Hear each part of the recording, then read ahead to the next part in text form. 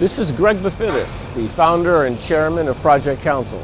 I'm here in London to cover the Georgetown Law Corporate Counsel Institute Europe.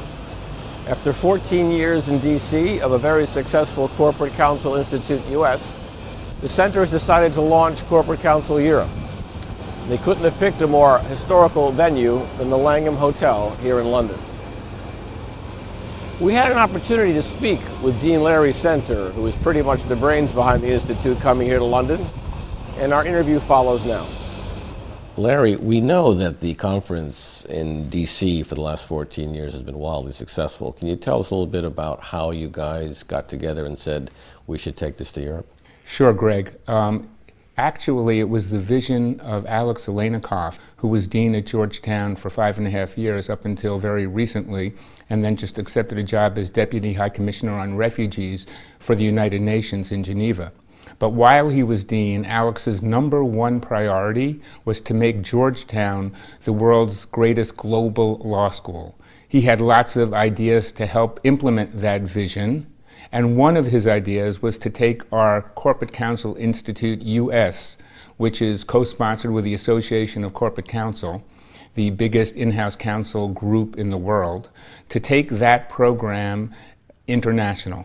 And so we put our heads together and decided the best place to start a European version of this program would be here in London. So really, it's no surprise that Georgetown Law would be an innovator here because obviously you've got several programs, very influential programs with respect to international law. Sure. The most prestigious or outstanding, in my personal opinion, is our Center for Transnational Legal Studies, which was Dean Alex Aleinikoff's personal vision. The Center for Transnational Legal Studies, which is headquartered just several miles from here, brings together 12 of the world's leading law schools under the Georgetown banner, brings students from all over the world and faculty members from all over the world together for a year to study and write and teach and learn, all in the context of transnational law. 2 members of the Georgetown faculty each year lead the program, and it has enjoyed tremendous success in its first 2 years of operation.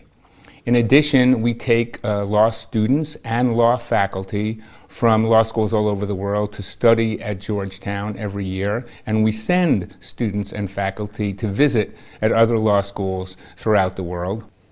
We have something called Week 1, which was revolutionary, and now other law schools are copying. It's the week between the end of the first semester and the start of the second semester, where every single first-year Georgetown student has to deal with a hypothetical that specifically addresses a transnational issue. And they work together in teams for an entire week under the leadership of Georgetown faculty to delve into that particular international issue. Another way for us to infuse international subjects into our curriculum.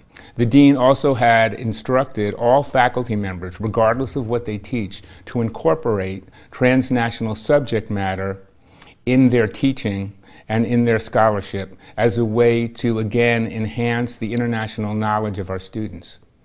You obviously have an A-list of people, both speakers and attendees. So let me ask you, how did you get Mario Monti to be the keynote speaker? Well, Greg, I have to say that I did very little. I've learned in this business after 25 years that we need to rely on our friends.